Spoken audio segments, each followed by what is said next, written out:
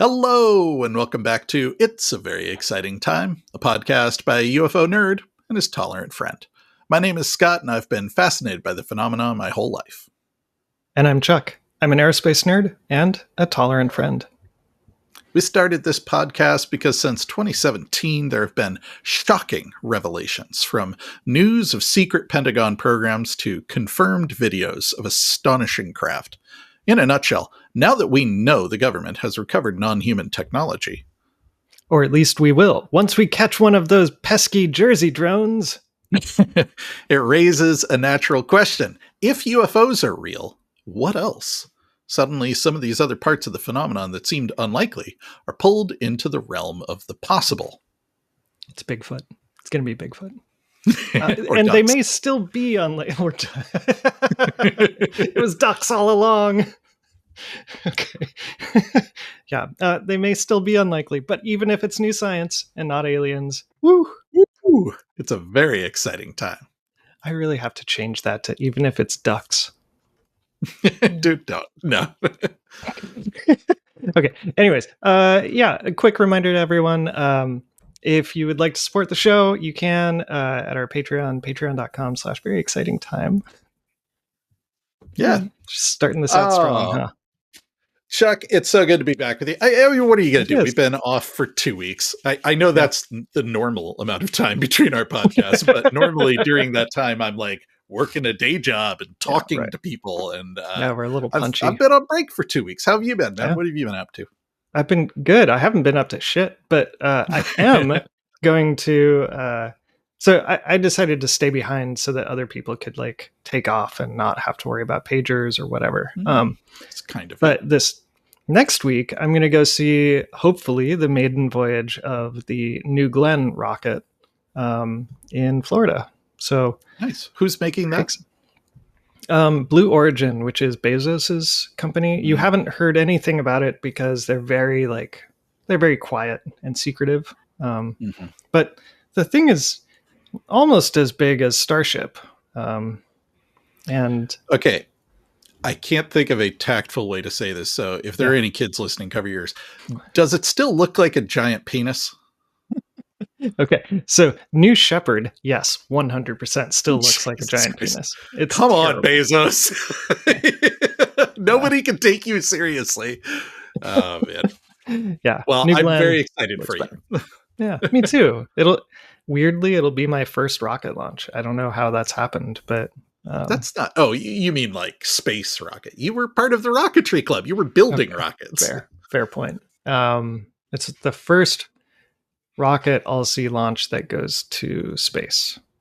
Nice. Yeah. I was laughing about like when we started this podcast, I was going through a period where I was like diving deep. I was watching every documentary I could find. I rewatched a couple old ones and like I was fiending for content, and it felt like there was nothing out there. And now I'm like embarrassed by how behind I am. Like I haven't had a chance to watch James Fox's new documentary, The Program. I haven't had a chance to watch Kelly Chase's new docuseries, Cosmosis. George Knapp has a new docuseries on Netflix called Investigation Alien. There's this podcast everyone keeps recommending called The Telepathy Tapes. And no joke, there's like 3 or 4 others I didn't even mention here. Like there's so much stuff out there. Like now that we're doing the podcast, I find that I actually have less bandwidth available to consume other people's content. I used to listen to like 4 other UFO podcasts. I don't anymore. Oh man. Yeah. I mean, you spend like 12 hours on these notes every other Friday. So are you surprised? Not quite that bad. That's how long it took last time. This time it was only 4. Only 4. Okay.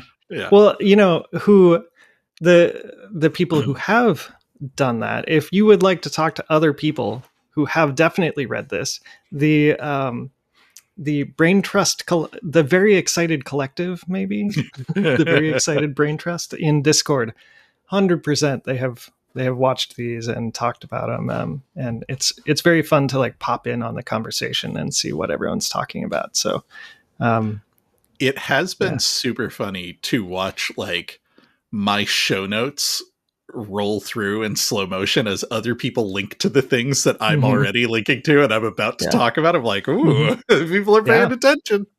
Yeah, I mean it's super good validation that like A, you're covering the things that people want to see, and B, that also the people in that Discord are similarly like, if you like this content, you will also like the people in the Discord. All So right.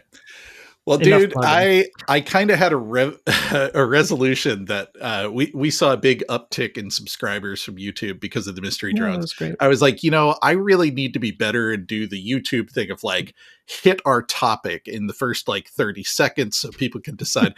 We're 5 minutes in, we haven't even mentioned it. I have failed miserably, but let's do it.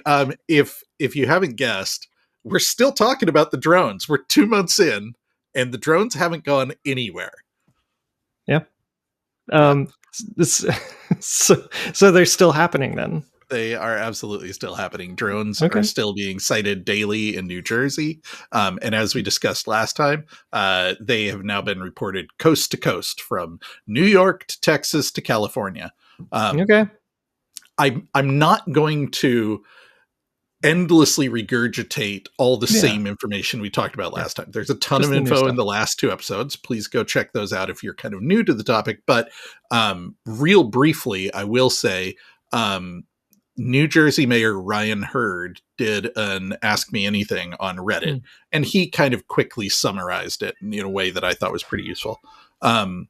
In among his answers to questions, he said, I witnessed 60 drones in November, and since then, on a clear night, the average seems to be 15 to 20.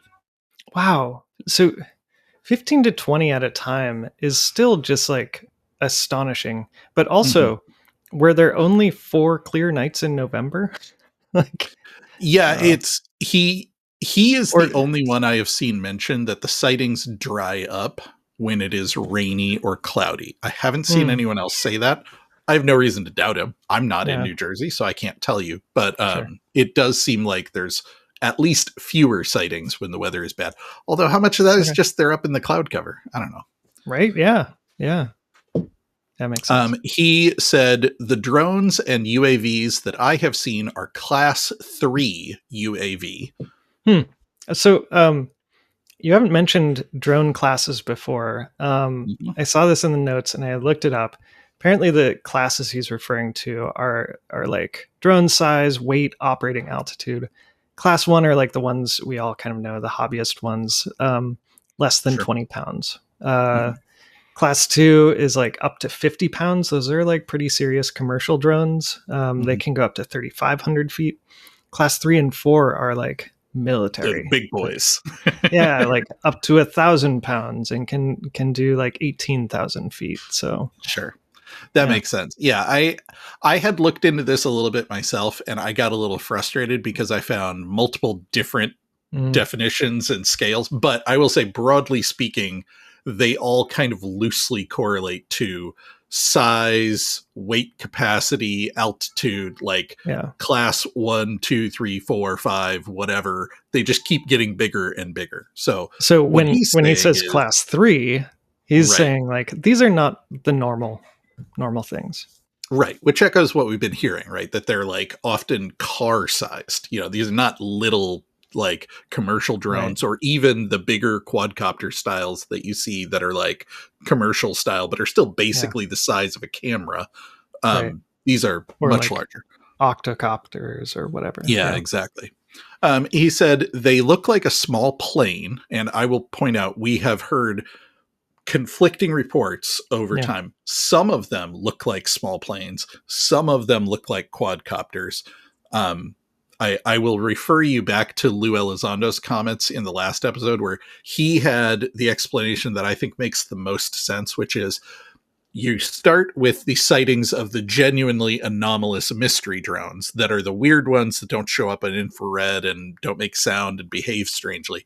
And then the government and military sends in their drones to investigate that. And then you get reported sightings of the government and military drones. So by the time we're hearing anything in public, the water is very muddy with multiple different types of drones around. I really like that. Yeah. But yeah, he said the drones that he's seeing look like a small plane. They have two white lights underneath, one red and one green light on each wing. They fly 200 to 400 feet above houses in a grid-like pattern. They make very little noise and sound like a small jet engine, but the sound goes away quick as it passes over you. So the lights and the lights sound very close to the IACO aviation standard, which What I does looked up IACO earlier stand today. for? I don't know. Nobody knows. Whenever I put an acronym in the You're notes right. that I don't define, Chuck calls me out. But he can get away with it. Hot. I don't know. International Aviation something something. Makes sense. Anyways, so red on the left wing, green on the right, white on the tail, or on the back of the wing. And I thought this was interesting too. Insanely bright white or red lights on the top or the bottom. And the whole rationale, which I think is fascinating, if you see both red and green, that means something is coming towards you. If you see white, or away from you, but you can if you tell see which white way based on the color. So it should have white on the back. And a lot of the wings will have red facing forwards and white facing back, or sometimes it's white on the tail alone. But if you see white, it's going away from you. If you see red, but only red, or red and white, then it's facing to your left. And if you see green or green and white, it's going to your right. But one of the things that I thought was interesting, I really tried to find conflicting standards. I'm like, okay, but what do they do in China? And it's like, turns out it is genuinely actually international standard, adopted everywhere. And I couldn't find any exceptions to it. Boating 100%. Has some exceptions, but it's interesting. So this sounds very much like the plane standard, and which also applies to drones. Yeah. Now, here's the gotcha, which is he doesn't mention this, but early on, the reports we were getting was they had lights that looked like the normal lights, but they didn't match the pattern, almost as if someone was kind of emulating the fact that running lights are a thing, but didn't understand the standard, or if they were home built, or if they were flouting the standard and intentionally trying to confuse people. Or again, they were upside down. Again, this is one guy kind of summarizing what he is hearing. We go into much more detail in the previous 2 episodes. Cool. The other thing he said in the AMA that I thought was interesting was all reports go to the FBI now, as they have taken over the investigation in New Jersey. 95% of public reports are false positives, and the FBI is not equipped to handle it. Best guess at this point, out of 5,000 reports, 5,000 reports, 5% are real. Yeah. I mean, makes sense. It kind of, I'm not surprised most are mundane. But I feel the same way about Arrow. Like, I don't care about the mundane ones. We know 95% are going to be false.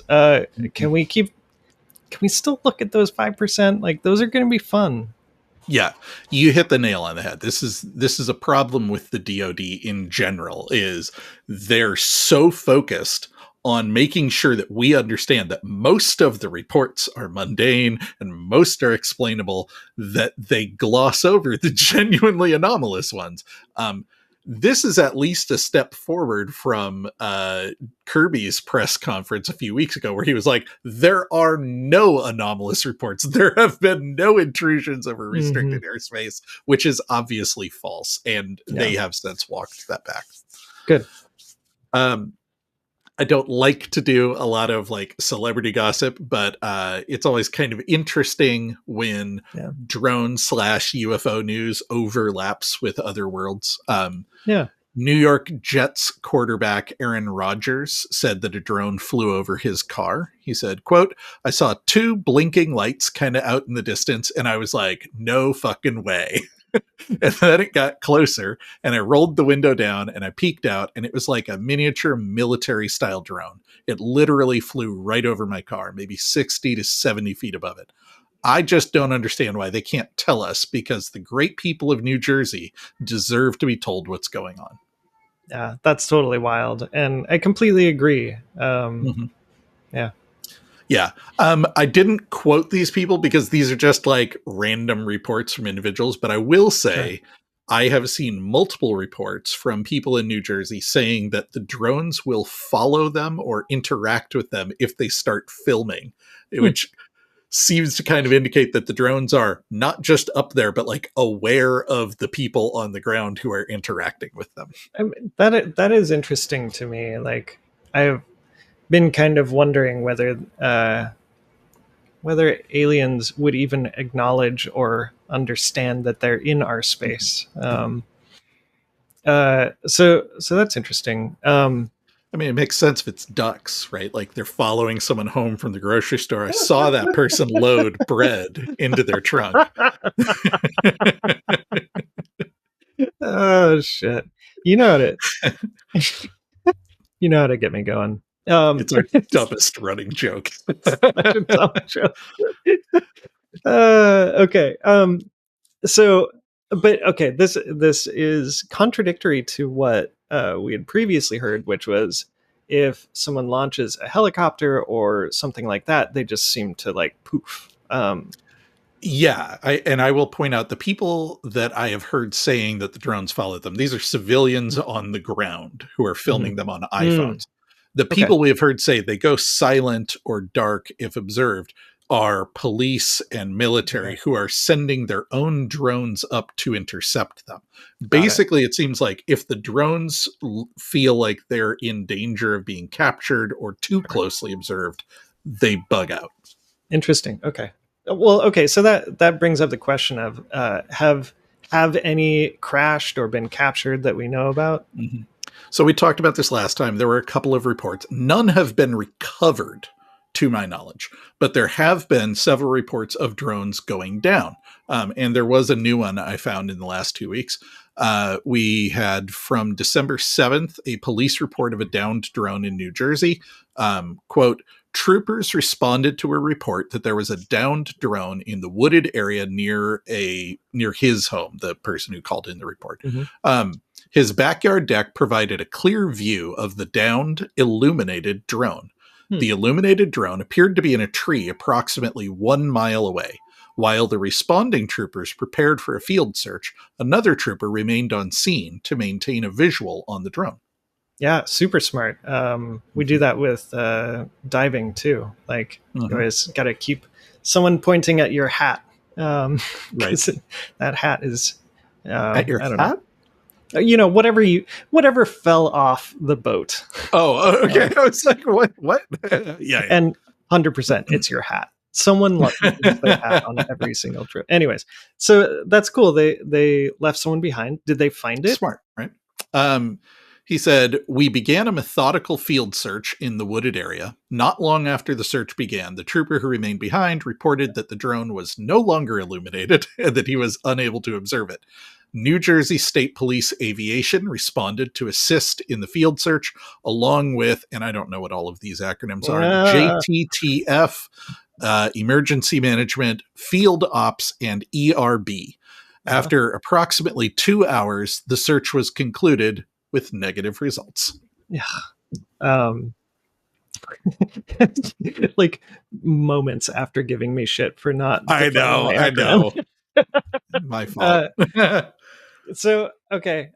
You got me excited about that one. I should have known better. But I hope next time they take a monster flashlight out with them, instead of relying on the drone's built-in lighting.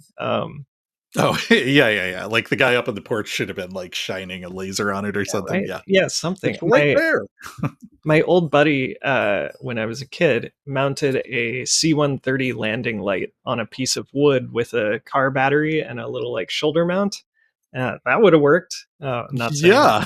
Jeez. It's great. Yeah. All right. I don't really have a good like summary for this section Okay. of the notes, but basically, two well-known scientists kind of chimed in on the topic this month. Mm, okay. On December 14th, Avi Loeb, our Oh. favorite Harvard astronomer, chimed in on the Mhm. drones. He said, "Over the past few days, I was asked in many interviews, text messages, and emails whether the mysterious drones could be extraterrestrial in origin. In response, I explained that all available data is consistent with the flight characteristics of human made flying objects." Mm. I mean, I'm actually a little surprised. Usually, Avi takes most opportunities to to send it back to alien life or talk about Oumuamua or Well, don't worry. After dedicating a few paragraphs to the drones, he quickly switches to responding to a new paper that was attempting to explain that Oumuamua was a dark comet or a natural comet which was accelerated by invisible outgassing. And he spent a lot longer debunking that new theory than he did talking about the drones. Yeah, checks out. Incidentally, I haven't read that actual paper, but I do think that that makes a lot of sense. So I think it'd be fun to read the paper and do the math. And Yeah. uh, yeah, Well, read Avi's response because he's way more excited about debunking anybody's attempt to say Oumuamua wasn't alien than he is in yeah, talking about the drones, which, yeah, as far as he can tell, are human. Stop asking me.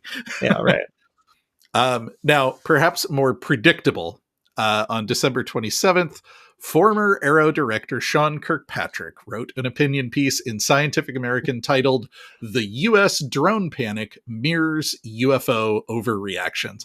I'm not even going to waste your time quoting from this. I'll just share one sentence that kind of gives you the whole vibe.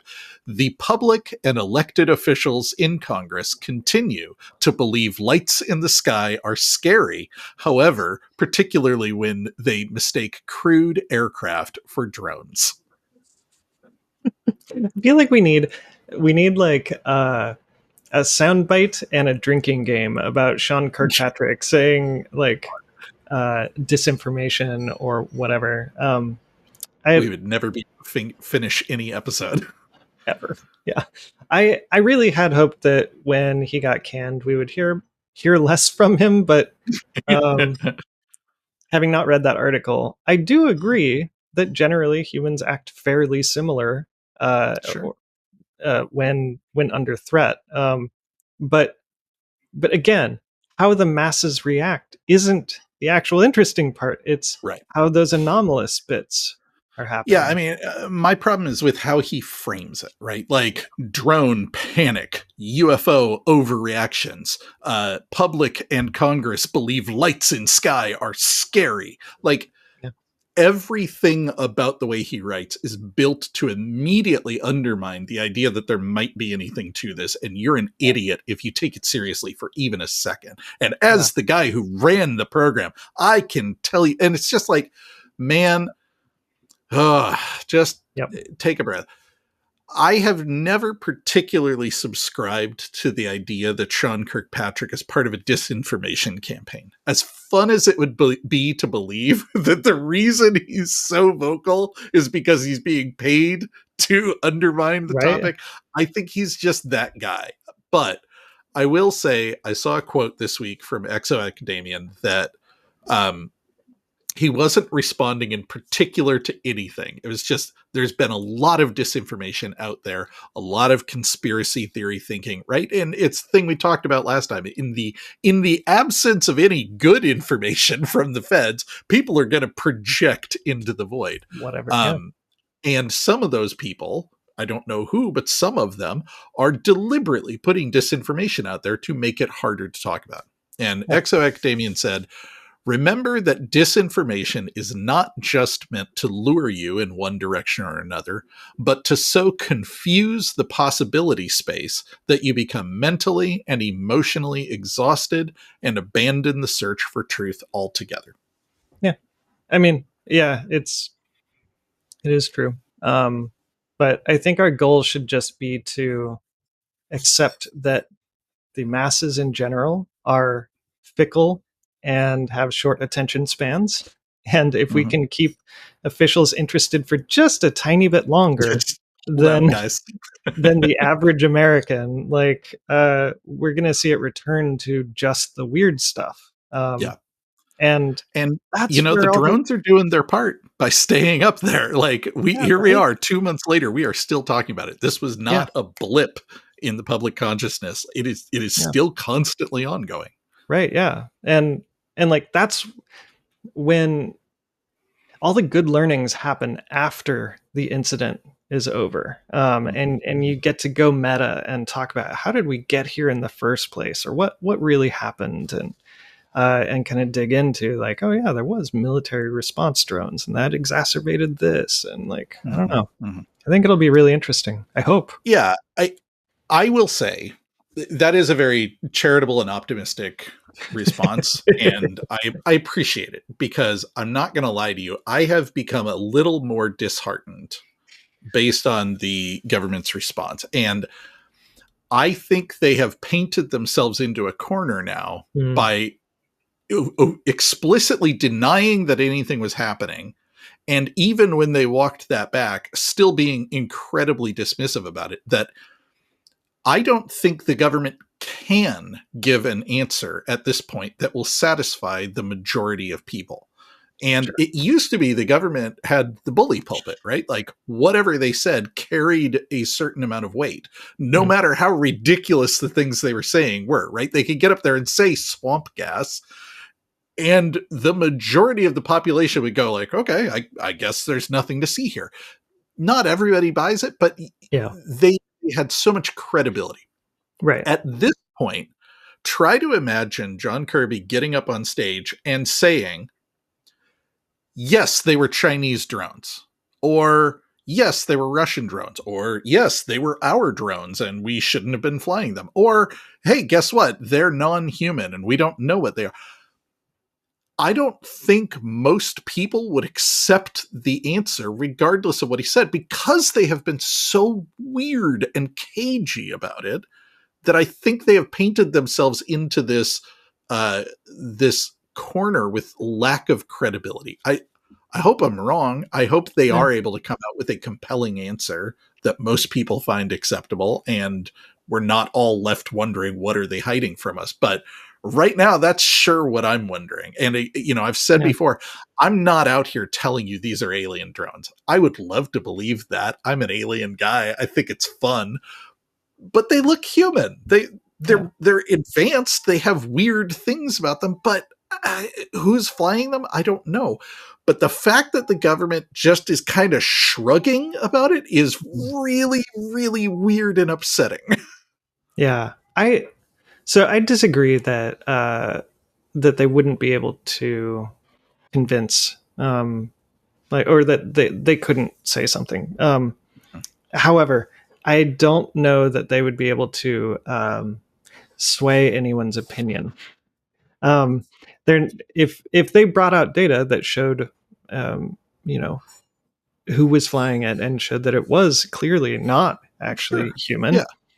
you would believe it. Yeah. You want to. If they have data, it changes everything. But Yeah. they don't show us the data. They never do. They just go, we have data. Yeah. Well, okay. So that's the problem then. It's not so much that they've lost credibility. It's that we are no longer comfortable with information asymmetry. And I think that is the thing that's changed since the 50s, or whenever, when swamp gas was a thing. I think you're quibbling over vocabulary. I think Maybe. what you're describing is what I'm saying. Hmm. I'm calling it a lack of credibility. You're saying something slightly different, but it boils down to the same thing. If they won't show us why they're saying something, I have a hard time believing them anymore, because they have been so weird on this topic. Got it. Yeah, obviously, if they come up and they go, hey, look, we're tired of everybody reading about this. We couldn't tell you because of reasons, but here Mm. is all the declassified data that shows us we can see the Russian barcode on the Right. bottom of this thing. Like, okay, fine. Okay. Yeah, if you have actual data, of course people will buy it. I just No, don't I think they're understand. going to share data. They're going to keep Yeah. going, hey, trust us. And I don't. I thought, yeah, no, I understand now. I thought you were saying that the average American also wouldn't trust them. Of course, the UFO community isn't going to trust them. Well, all right. Yeah, fair, fair. Nothing has changed there. Speaking of John Kirby and his Yeah. claims that no drones exist, and certainly there have been no incursions in restricted airspace, Yeah. Oh, on dear. December 22nd, drones forced the temporary closure of a runway at Iwakuni Kintaikyo. Dude, I took Japanese for 3 years in high school. I should be able to pronounce this. Take a Iwakuni moment. Kintaikyo Airport in Yamaguchi, Japan, which is a joint civilian and U.S. military airport. Hmm. They said the drones entered within a no-fly zone managed by the U.S. military, and the airport office staff searched the parking lot managed by the office, but no suspicious people or drones were found. The police also investigated the area around the airport, but no suspicious people or objects were found. Well, there goes my theory that this only affects former British colonies. Oh, man. Speaking of British, on December 28th, the UK government placed drone restrictions over 11 military sites. Quote, while drone legislation already covers most military sites, the new restrictions aim to enhance deterrence and offer more legal options following a surge in drone sightings near critical facilities, particularly those linked to nuclear weapons. Yeah, I bet. Sure. The authorities are continuing their investigations, although sightings have decreased significantly since late November. Huh, I thought that the sightings had already stopped, though. Apparently not. Okay. I can't imagine why they would extend drone restrictions if they weren't happening anymore. Yeah. Fair. Yeah.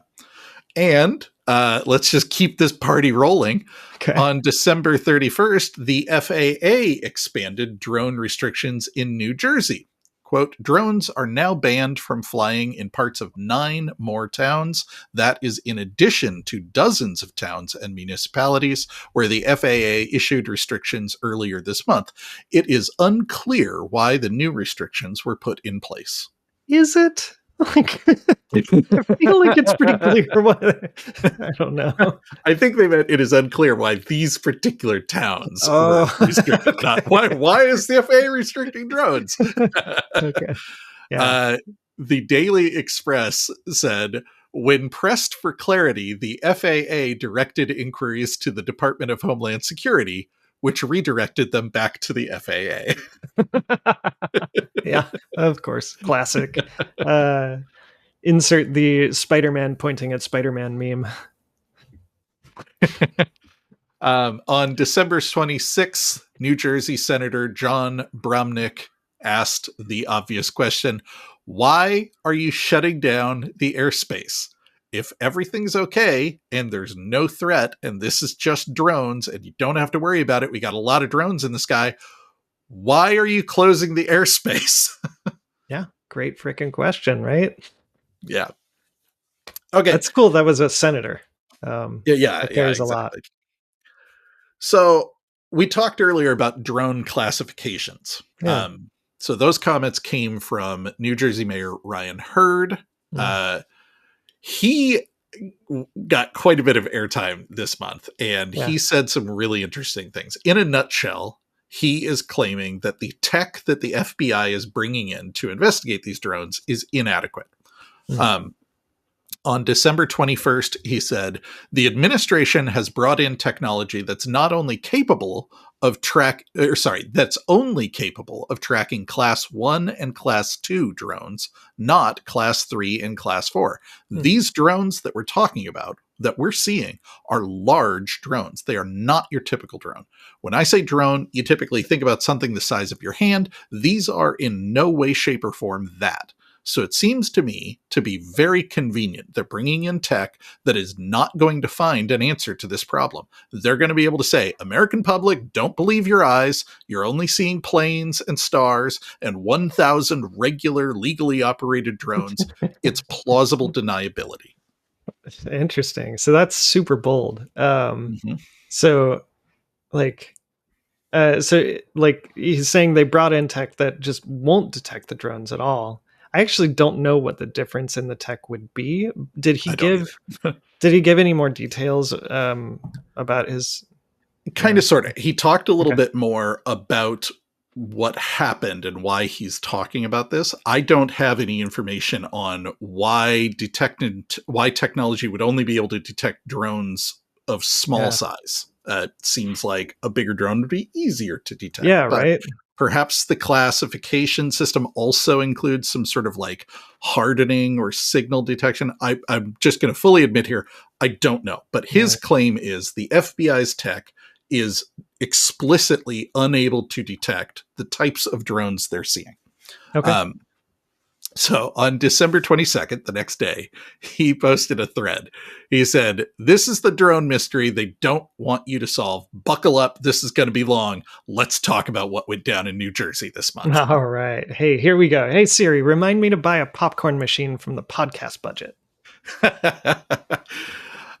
He says, Wednesday, December 11th, Governor Phil Murphy called a mandatory in-person meeting for New Jersey mayors. Reps from New Jersey State Police and the New Jersey Office of Homeland Security and Preparedness were present. The topic? Unidentified drones. They admitted they don't know who's flying them, where they're launched from, or where they land. I lost it. Yeah. I stood up and asked, "Can you confirm this isn't U.S. military operation?" It's not. Can you confirm it's not a big tech company? It's not. So who is it? No answers. Yes. So like I know that a lot of people listening are frustrated by this. And I want to present a different feeling and why I'm excited about this. Because what All I right. see Mhm. is what I'm hearing over and over is people trying to say the like facts that they know without dismissing it outright. Mhm. People are genuinely admitting it is not US military and it's not big tech. That's actually a big deal instead of just playing the X Files music and telling us to Yeah. go away. Um, No, totally. I think that's part of what's so frustrating. You hit the nail on the head here.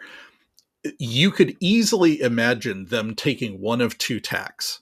Either leaning into the, I don't know, it might be aliens.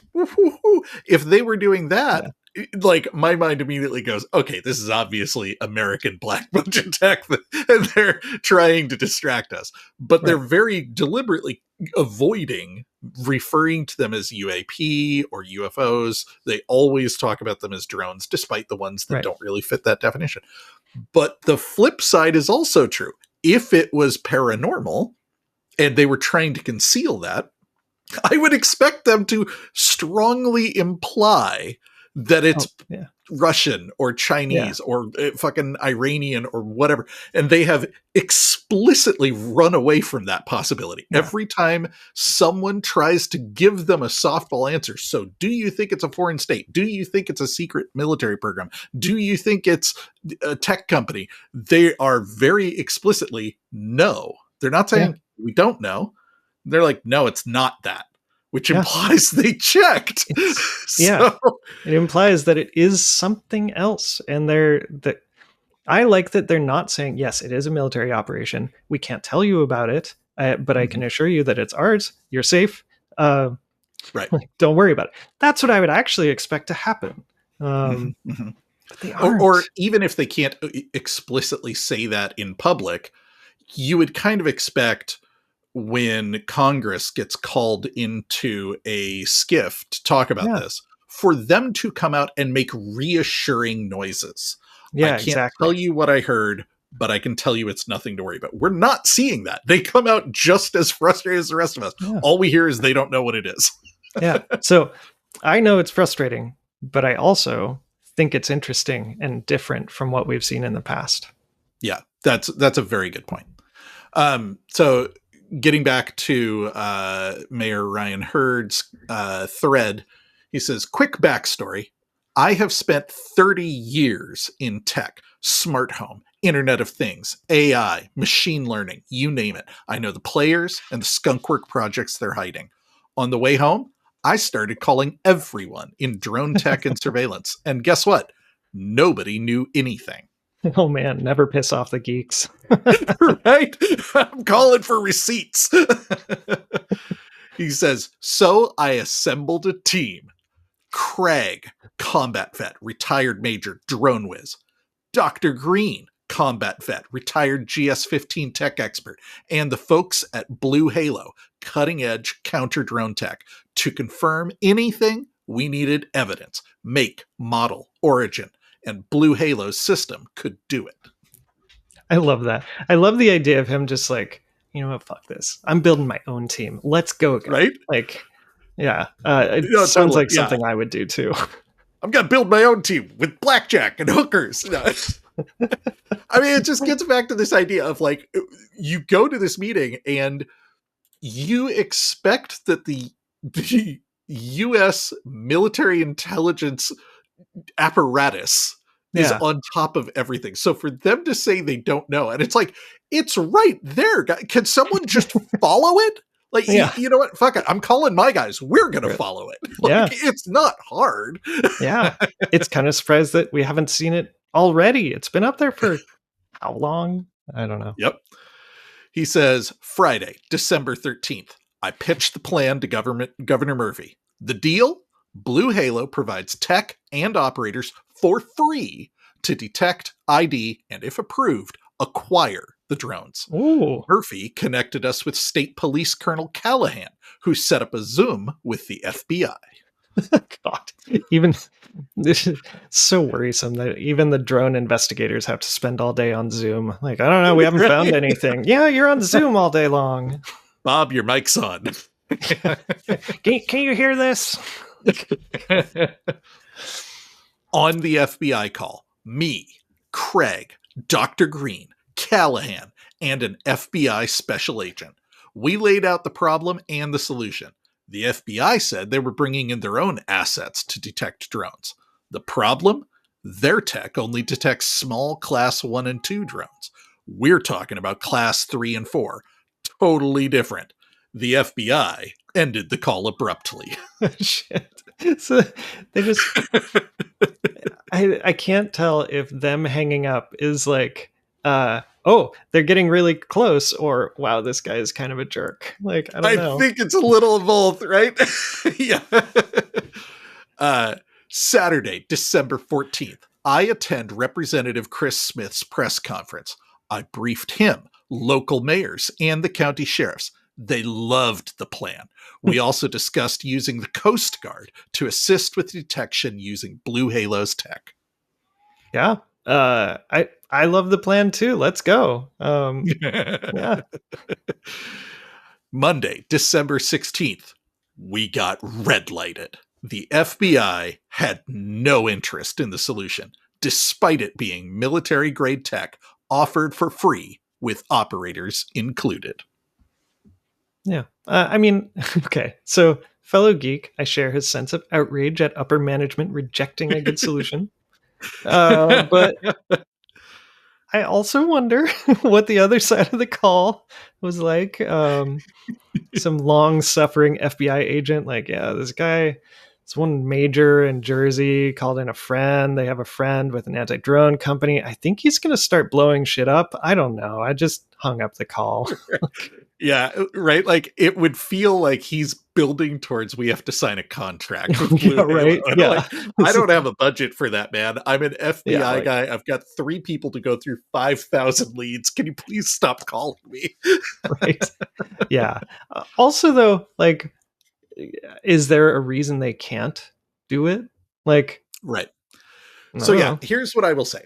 I'm totally with you. As a geek, I'm like, hey man, here's a solution and you turned it down. I would love more information about why the FBI wasn't interested in that. Although, as you mentioned, there are a couple of reasons that we can think of just off the top of our domes why they might be uncomfortable with some rando New Jersey mayor setting them up with a tech company. Like, yeah, we've got this. Thanks. Yeah. But he at no point explains the technological problem with the FBI's equipment. He just makes this claim repeatedly that the FBI's tech can't detect it and Blue Halos can. I don't know enough to know if that's accurate. Maybe it's completely true. Maybe this is something he's not explaining because he personally doesn't explain it. And the Blue Halo tech is telling him. Maybe Blue Halo is running a sales pitch and they've got, like, oh yeah, like our tech uses machine learning to detect class 3 drones, and like he's just blowing smoke up everyone's ass. Or maybe it's totally legit and the FBI has been ordered not to look into this. The problem, as we keep saying, is in the absence of any real info, people are going to view it through their own predetermined lens. And it's super, super frustrating to not have any information about why the deal was rejected. What is the problem? Is the FBI's tech sufficient? Why is the FBI the one doing this anyway? At this point, shouldn't it be going higher up the chain of command? Like, it's been 2 months, and as far as I can tell, what's happened is the FBI set up a task force to look at public reports, determined most of them were not real, and John Kirby came out and told everyone not to worry about it. And I'm concerned that there doesn't seem to have been any progress beyond that. There are some questions I would like answered here, guys. Yeah.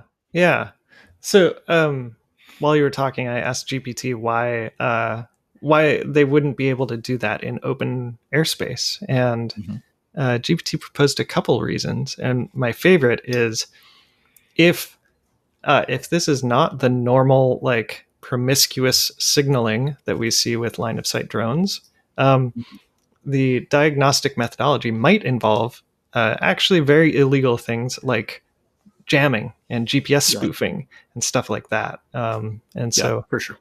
Yeah, the acquisition for sure they can't do, but I do wonder if maybe some of that counter drone tech is actually not allowed to happen in the US. Yeah. And I will say, as unsympathetic as I am to DHS saying, we really don't have very much ability to do anything, guys. Like, yeah, okay, sit down and shut up. I am sympathetic to the idea that it's not as simple as you think to take something that's flying in the air over civilians in a residential area and do something that might cause it to come crashing out of the air into someone's house. Because as much as people are frustrated right now, people would be livid if some local sheriff shot down a drone and killed someone, So I understand the hesitation to do more when at the moment, as frustrating as it is, they don't actually seem to be causing any overt problems. It's more of an implied safety problem. Like we've heard about that life flight being deflected. That's a problem. Yeah. But other than that, we haven't actually heard about anything other than they're just kind of loitering and forcing planes to detour. That's frustrating, but maybe not worth loss of life. Right. And if the runtime of these things is really like 7 hours, we kind of have to be in a different fuel territory, like hydrazine or hydrogen fuel cell. That's a great point.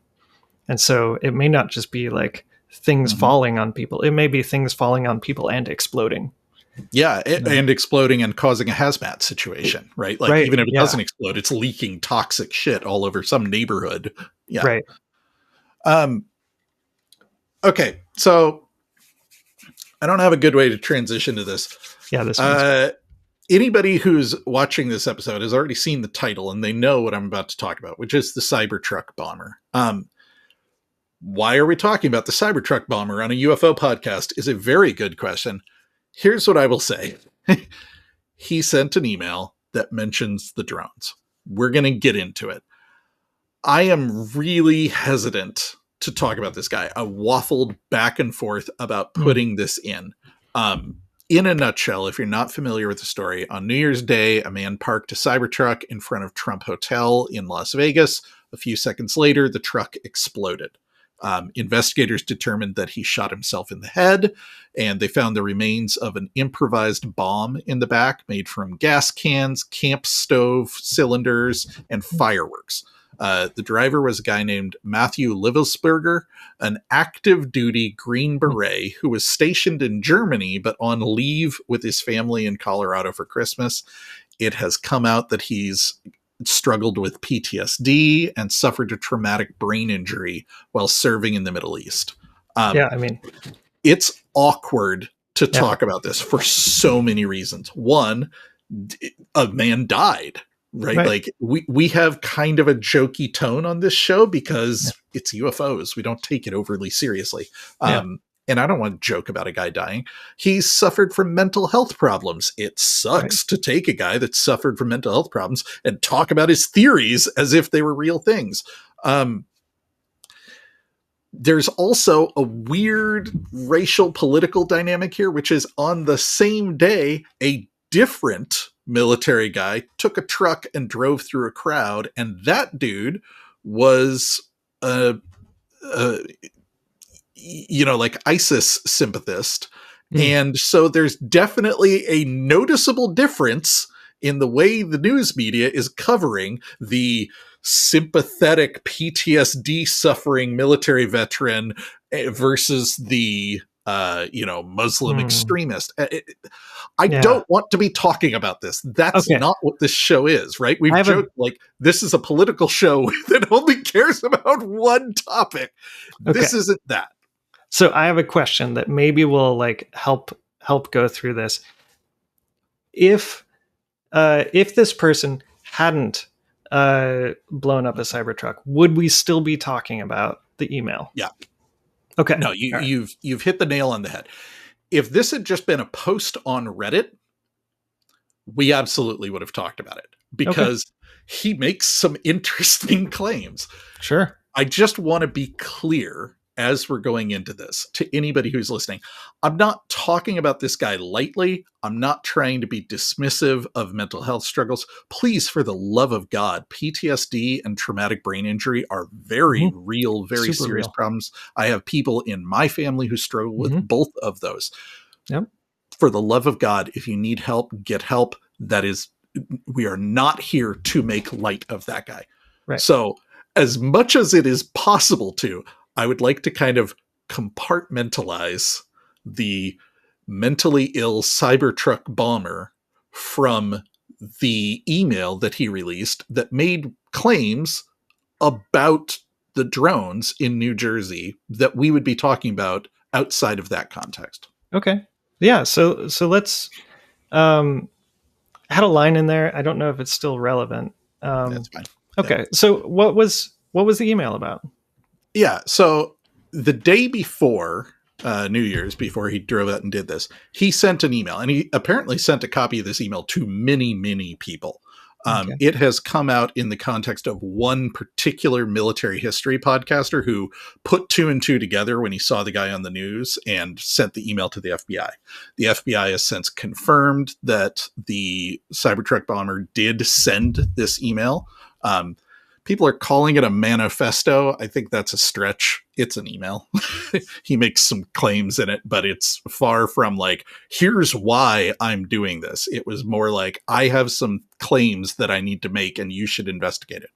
And in this, among other things, he talks about the drones. He says, quote, "What we have been seeing with drones is the operational use of gravitic propulsion systems, powered aircraft by, most recently, China in the East Coast, but throughout history, the US. Only we and China have this capability. Our operations center for this activity is in the box below." Wait, what? Sorry, box below? He's referencing, he's using Signal and he sent coordinates. Okay, got it. So, okay, gravitic propulsion systems. A, what is this? Is it anti-gravity? Anti-gravity, buddy. Okay, and then if that's the case, why would they also need propellers and wings? Is it like only giving it a little bit of lift? Okay, all right, cool. And again, going back to what Lou Elizondo said, the reports have been muddied here by potentially, real world military and first responder drones surveilling these other unusual drones. We have heard reports that some of the drones are just orbs. They're not like unibodied craft with quadcopter wings or drone propellers or anything. How much stock you want to put in that, I don't know, but there's definitely room for, as we've said before, some of these craft are unusual. Anti-gravity is apparently what he is suggesting for these. I mean, that's super interesting. So China and US have anti-gravity. He mentioned the operations center. Where is it? I'll give you one guess, buddy. Oh, God. It's going to be like Area 51, isn't it? It's Area 51, baby. Of course it is. Okay. All right. Here, we're back on the UFO show. That's all right. Yeah, we'll circle back to UFOs in a second. Okay. So, referring to the drones, he says, China has been launching them from the Atlantic, from submarines for years, but this activity recently has picked up. As of now, it's just a show of force.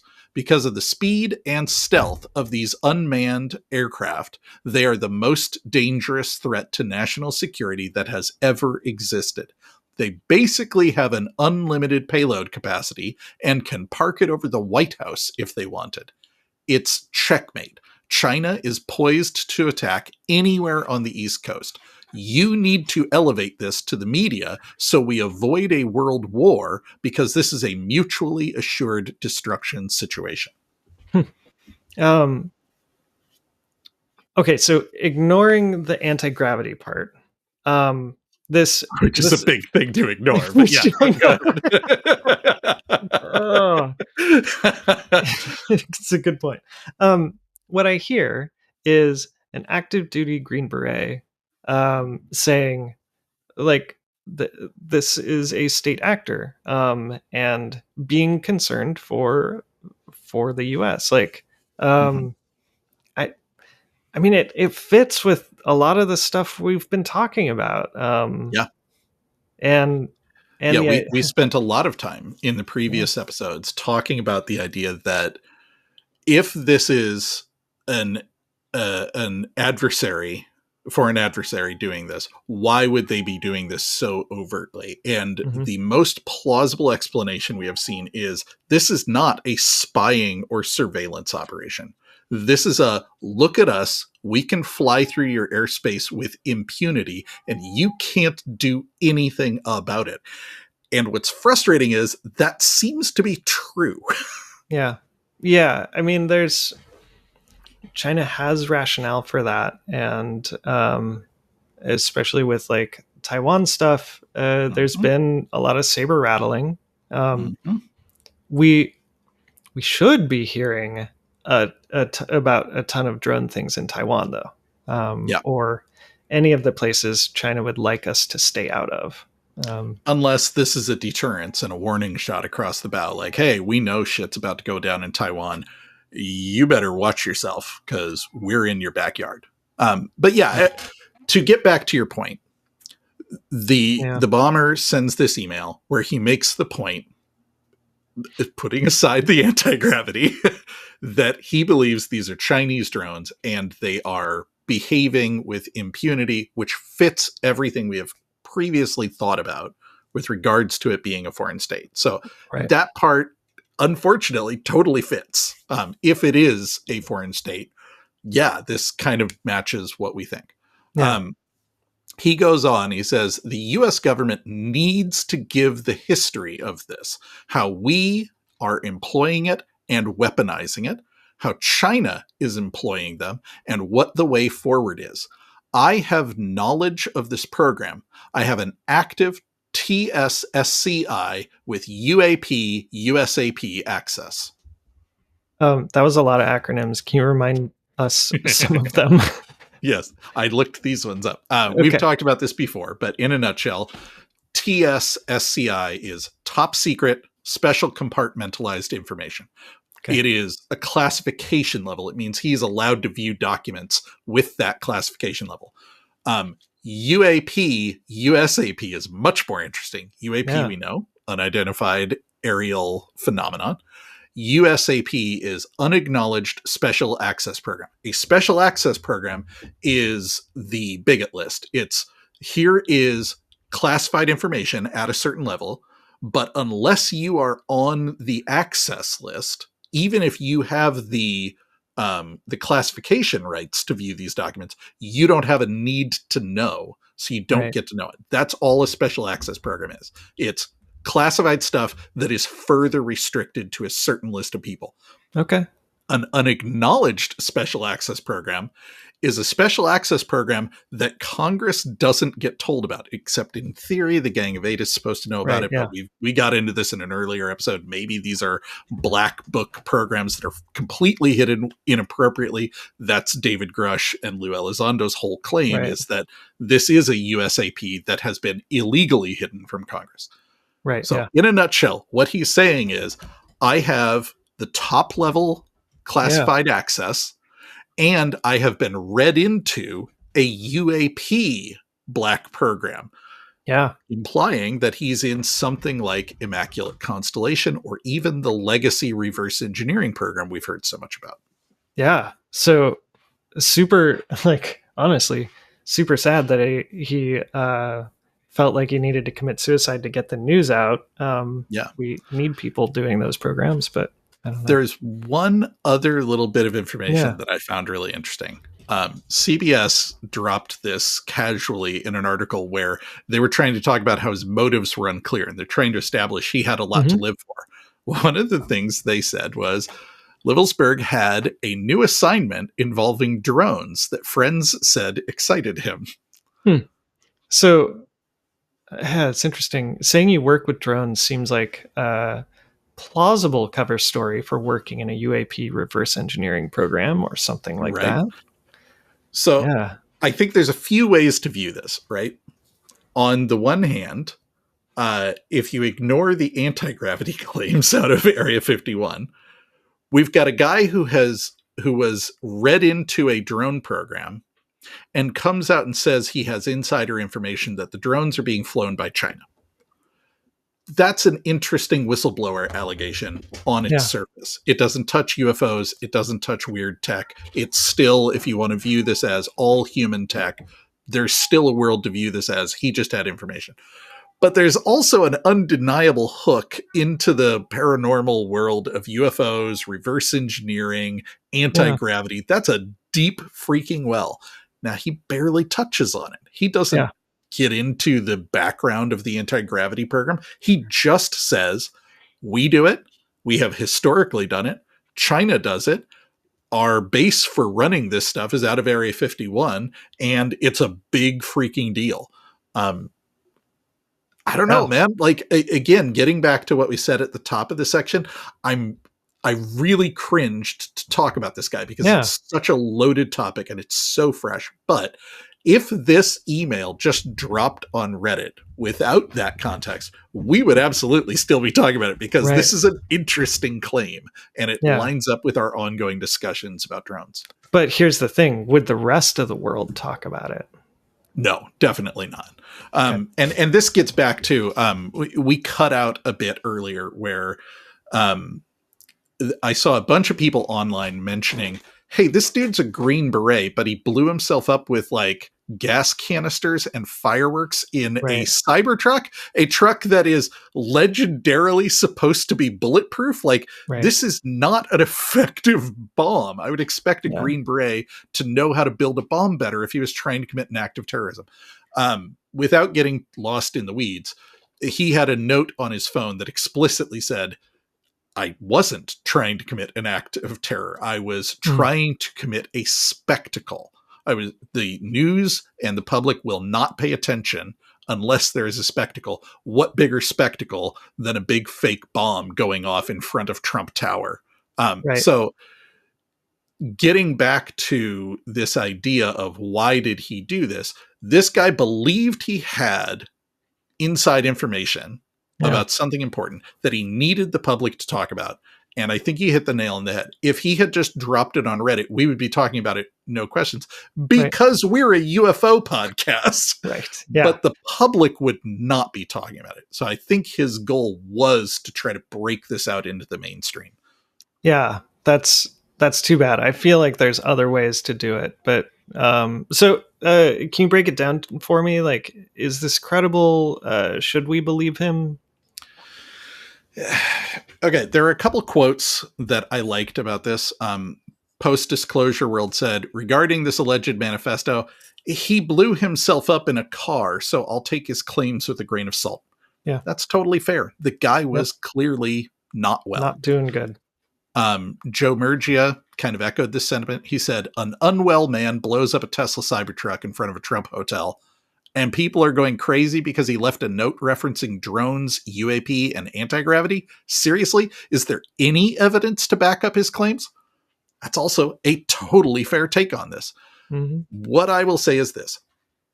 There is no evidence, other than that what he is saying is not wildly out of line from the existing claims of a UAP reverse engineering program from David Grush and others, and the idea that the drones being from a foreign adversary fits with our earlier discussions about drones.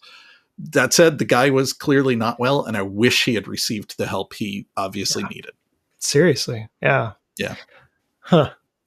Well, it's kind of a bummer note to end it on, but I know it's unfortunate. I didn't want to lead off with it either, though. Like, I wanted us to be able to talk about drones. So yeah, it's a weird freaking thing, yeah. And I wish we didn't have to talk about it because of the context surrounding it. But yeah, in a nutshell, the drone shit is not going away. It's still here, and the government still has no satisfying answers. Well, I hope we do find its anti-gravity, because that would be fascinating. It would be. It would be super interesting. And I hope that we start equipping the New Jersey State Police with bigger flashlights. Yeah. So, maybe the FBI will pick up that call and they're going to bring in big drone tech, but by God, they have flashlights. That's right. That's the step they'll take. Yeah. All right, everyone. Thank you so much for joining us on It's a Very Exciting Time. You can find show notes and more on our website, veryexcitingtime.com, as well as links to our Discord and social media accounts. I haven't said this, but I really like the veryexcitingtime.com website. I think you did a great job. Thank you. It's almost like I do this for a living. Yeah, it is. And you can feel free to email us at Scott or Chuck at veryexcitingtime.com. And if you'd like to support the show, please check out our Patreon at patreon.com/veryexcitingtime. Mm-hmm. And Chuck, as always, my wife thanks you for listening to me talk about UFOs so she doesn't have to.